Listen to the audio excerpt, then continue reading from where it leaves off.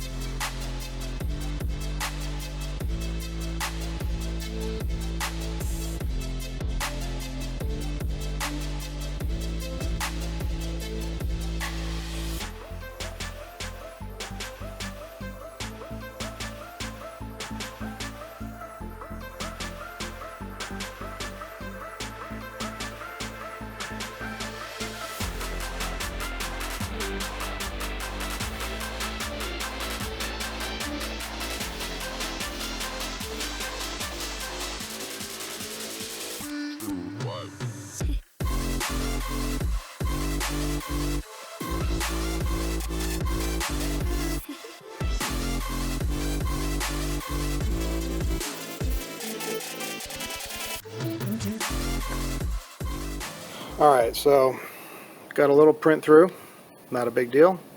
Actually, here's a little spot right here I'm just seeing, and you could hear it. Feels rough.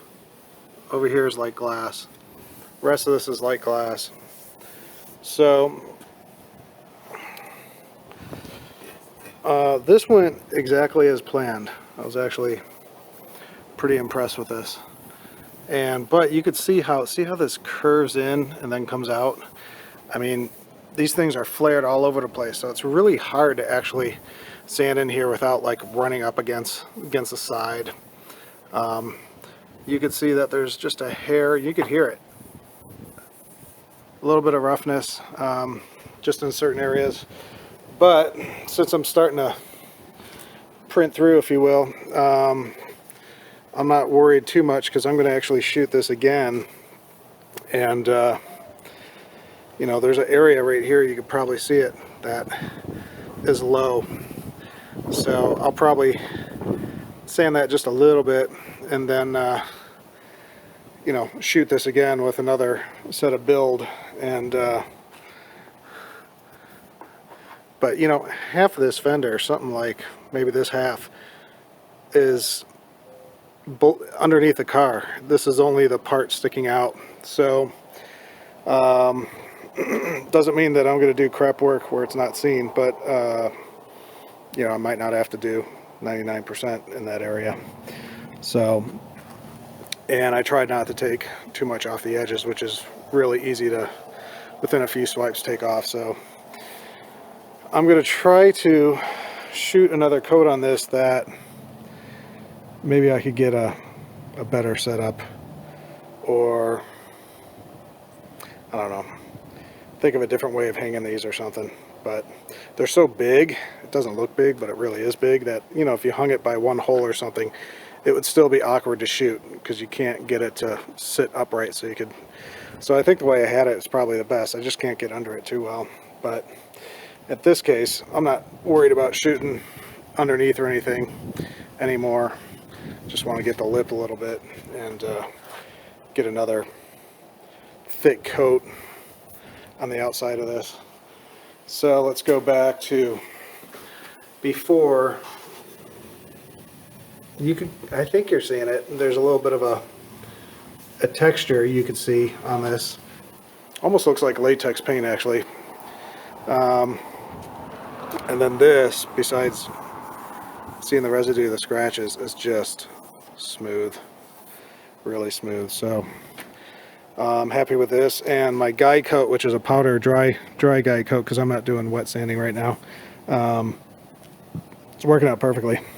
That thing will last a long time. So very happy with the results.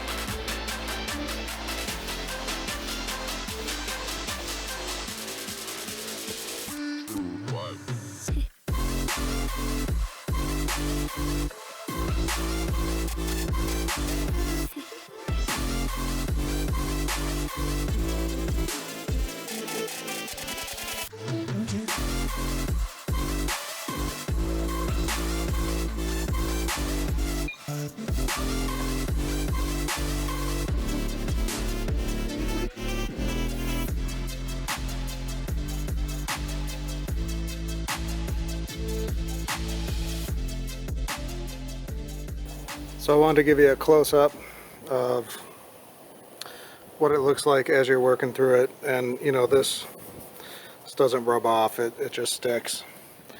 So you can see that there's a huge divot here. Again, that's part of the mold, that's just how it is, the way the fender curves around.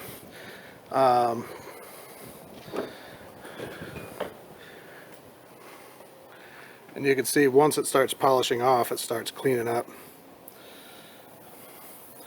But It's not too much work, but it's definitely a decent amount of work. And you saw when I first started on this Fender, I was really working intricately and using my fingers, and you're like, well, you said not to use fingers. Well, right here is a big divot, almost as big as this, but you can't see it. It's kind of wider. The only thing to get in there is like the pad of your thumb, and then for this I'm using my finger to get in there. So, you know, there is times where you have to, but in general when you're doing this you don't want to use fingers because you could be putting divots in. You want to use your palm or a brick or, you know, whatever's big and not small. But I just wanted to give you a close-up of that.